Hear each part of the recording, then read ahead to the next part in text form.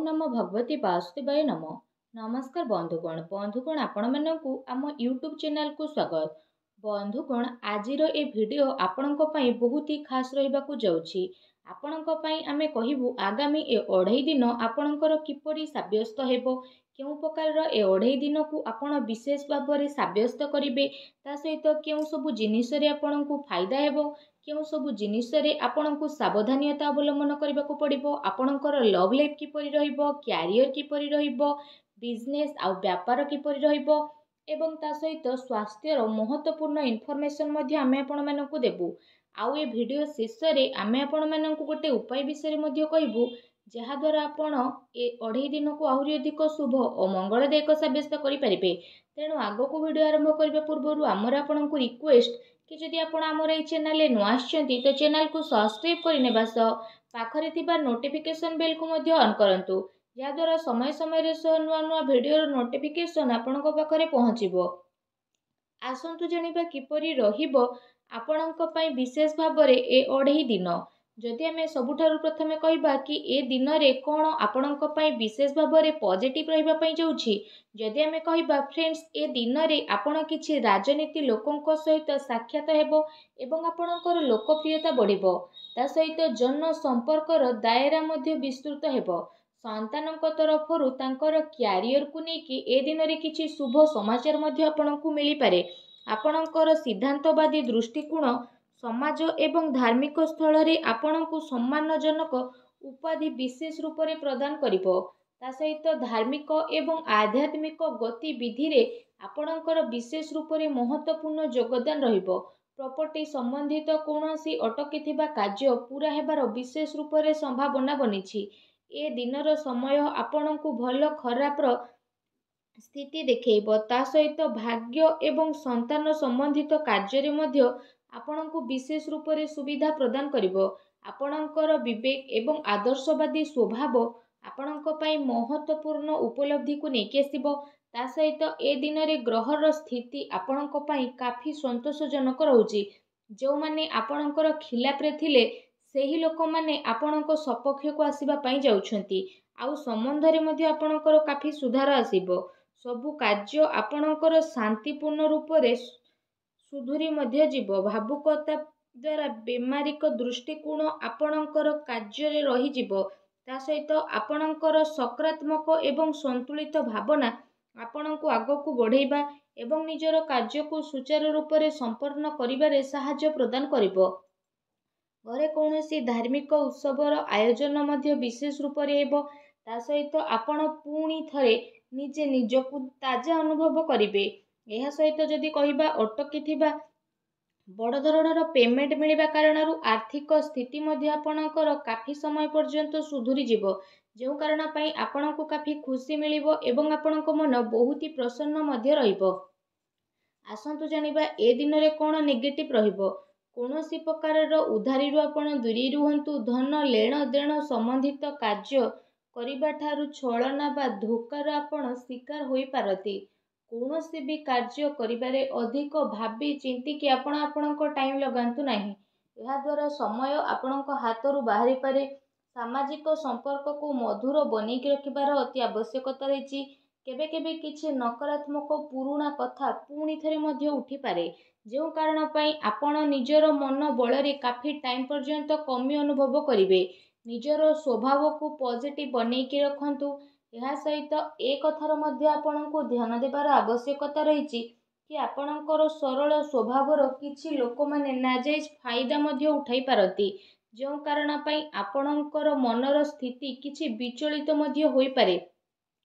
अन्यर problem को सुलझेइबारे आपणकर केते सारा महत्वपूर्ण कार्य मध्ये अटकी पारे। ता सहित काहा सहित जदि किछि प्रतिज्ञा बा प्रॉमिस करिसंती ताको पूरा करंतु, नचेत समाज रे आपणकर इमेज खराब होई पारे एवं किछि लाभदायक मौका मध्ये आपणको हातरू बाहरिबार संभावना रहिछि।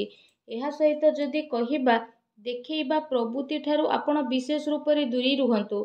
ए समय रे धन संबंधित किछि नुकसानदायक स्थिति देखा देबो, सेथि पई कौनसी भी प्रकारर निवेश को ए दिन रे आपण दूरी रखंतु। संतान संबंधित विवाद रे मध्ये ध्यान रखंतु कि भाईको सहित संबंध आपणकर खराब न हेउ। ପିଲାଙ୍କର ଗତିବିଧିରେ ଧ୍ୟାନ ରଖିବାର ଅତି ଆବଶ୍ୟକତା ରହିଛି। ତାଙ୍କର କିଛି ଭୁଲ ଆଦତ ବା ସଙ୍ଗତ ଆପଣଙ୍କୁ ପ୍ରୋବ୍ଲେମରେ ପକାଇପାରେ। ତେଣୁ ତାଙ୍କୁ ସକାରାତ୍ମକ କାର୍ଯ୍ୟରେ ବ୍ୟସ୍ତ କରିବା ଆପଣଙ୍କ ପାଇଁ ଅତି ଆବଶ୍ୟକତା ରହିଛି, ଯାହା ଭବିଷ୍ୟତ ପାଇଁ କାଫି ଲାଭଦାୟକ ସିଦ୍ଧ ହେବ। ଆସନ୍ତୁ ଜାଣିବା ଏ ଦିନରେ ଆପଣଙ୍କର ଲଭ୍ ଲାଇଫ୍ କିପରି ରହିବ। ଘରର ମାହୋଲ ଅନୁଶାସିତ ଏବଂ ଖୁସି ଭରା ଏ ଦିନରେ ରହିବ।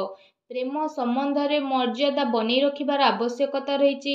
ଆପଣ ଆପଣଙ୍କର ସମସ୍ୟାକୁ ସୁଲଝେଇବାରେ ଜୀବନ ସାଥୀ ଏବଂ ପିଲାଙ୍କର ପୁରା ସହଯୋଗ ରହିବ, ଯେଉଁ କାରଣ ପାଇଁ ଆପଣଙ୍କର ଆତ୍ମବିଶ୍ୱାସ ବହୁତ ଭଲ ରହିବ। ତା ସହିତ ଅତି ସମ୍ପର୍କୀୟଙ୍କ ସହିତ ମେଳ ମେଳାପ ଏବଂ ବୁଲାବୁଲିର ପ୍ରକ୍ରିୟା ମଧ୍ୟ ଆପଣଙ୍କର ହୋଇପାରେ, ଯାହାଦ୍ୱାରା ଘର ପରିବାରର ବାତାବରଣ ବହୁତ ଖୁସି ଭରା ଏବଂ ସୁଖଦପୂର୍ଣ୍ଣ ରହିବ।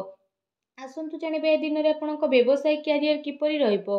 କାର୍ଯ୍ୟସ୍ଥଳରେ ନିଆଯାଇଥିବା ଠୋସ୍ ନିର୍ଣ୍ଣୟ ଆପଣଙ୍କ ପାଇଁ ବହୁତ ଭଲ ରହିବ ଏବଂ ସଫଳତା ମଧ୍ୟ ଆପଣଙ୍କୁ ଅବଶ୍ୟ ପ୍ରାପ୍ତି ହେବ। ଏ ଦିନରେ ମାର୍କେଟିଂ ତଥା ପେମେଣ୍ଟ କଲେକ୍ଟ ଭଳି କାର୍ଯ୍ୟରେ ଆପଣ ଆପଣଙ୍କର ଟାଇମକୁ ସ୍ପେଣ୍ଡ କରିବେ। ସେୟାର ରିସ୍କ ପ୍ରଭୃତି କାର୍ଯ୍ୟରେ ବିଶେଷ ରୂପରେ ଆପଣ ଦୂରେଇକି ରୁହନ୍ତୁ। ଆପଣଙ୍କ ସହିତ ଛଳନା କିମ୍ବା ଧୋକାଧଡ଼ି ମଧ୍ୟ ହୋଇପାରେ। ଚାକିରିରେ କୌଣସି ପ୍ରକାରର ସ୍ଥାନ ପରିବର୍ତ୍ତନ ଏବଂ ପ୍ରେସରର ସ୍ଥିତି ମଧ୍ୟ ଆପଣଙ୍କ ଉପରେ ବନିପାରେ। କାର୍ଯ୍ୟସ୍ଥଳରେ କୌଣସି ପଡ଼ୋଶୀଙ୍କ ଦ୍ୱାରା ଲଢ଼େଇ ଝଗଡ଼ା ଭଳି ସ୍ଥିତି ମଧ୍ୟ ଆପଣଙ୍କର ବନିବ। କିଛି କାନୁନି ବା ନିବେଶ ସମ୍ବନ୍ଧିତ ଜଟିଳତାର ମଧ୍ୟ ଆପଣଙ୍କୁ ବିଶେଷ ରୂପରେ ସାମ୍ନା କରିବା ପାଇଁ ପଡ଼ିବ। ବ୍ୟବସାୟିକ କାର୍ଯ୍ୟ ପ୍ରଣାଳୀରେ ପରିବର୍ତ୍ତନ ଆଣିବା ଆପଣଙ୍କ ପାଇଁ ଅତି ଆବଶ୍ୟକ ରହିଛି, ଯେଉଁଥିପାଇଁ ଆହୁରି ଅଧିକ ଭଲ ପରିଣାମ ଆପଣଙ୍କୁ ହାସିଲ ହେବ।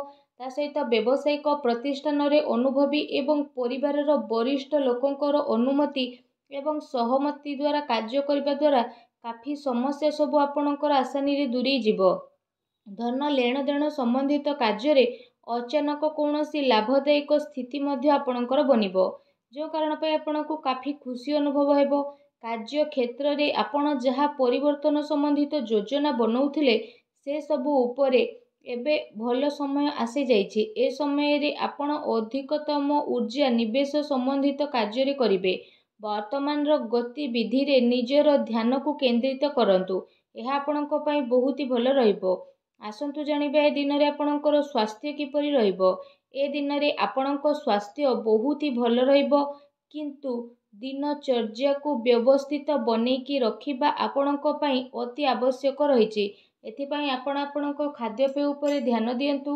ଆପଣ ନିଜର ସ୍ୱାସ୍ଥ୍ୟକୁ ଆହୁରି ଅଧିକ ଭଲ ରଖିବା ପାଇଁ ପ୍ରତ୍ୟେକ ଦିନ ଯୋଗ କରନ୍ତୁ, ବ୍ୟାୟାମ କରନ୍ତୁ ଏବଂ ସୁସ୍ଥ ରୁହନ୍ତୁ।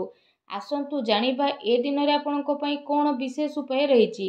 ଏ ଦିନରେ ଆପଣ ସ୍ନାନ ଆଦି ବିଶେଷ ଭାବରେ କରିସାରିବା ପରେ 7ଟି କନ୍ୟାଙ୍କୁ ଘରକୁ ଡାକିକି ପ୍ରସାଦ ସ୍ୱରୂପ ତାଙ୍କୁ କ୍ଷୀରି ଖୁଆନ୍ତୁ ତଥା ତାଙ୍କୁ ବିଶେଷ ରୂପରେ ଦକ୍ଷିଣାରେ କିଛି ପଇସା ଏବଂ କିଛି ହଳଦିଆ ରଙ୍ଗର ବସ୍ତ୍ର ଦେଇକି ବିଦା କରନ୍ତୁ। ଏପରି କରିବା ଦ୍ୱାରା ମା ଲକ୍ଷ୍ମୀ ବହୁତ ଶୀଘ୍ର ପ୍ରସନ୍ନ ହେବେ ଏବଂ ଆପଣଙ୍କର ସମସ୍ତ କଷ୍ଟକୁ ଦୂର କରିବେ। ଯାହା ବି ଆପଣଙ୍କ ଜୀବନରେ ପ୍ରୋବ୍ଲେମ୍ ଚାଲୁଛି, ସବୁ ପ୍ରୋବ୍ଲେମର ଅନ୍ତ ହେବ ଏବଂ ଆପଣଙ୍କୁ ଶୀଘ୍ର ହିଁ ଶୁଭ ଫଳର ପ୍ରାପ୍ତି ହେବ ଏବଂ ଆପଣଙ୍କର ସମସ୍ତ କାର୍ଯ୍ୟ ମା ଲକ୍ଷ୍ମୀଙ୍କ ଆଶୀର୍ବାଦରୁ ବହୁତ ଆସାନୀରେ ବନି ମଧ୍ୟ ଯିବ।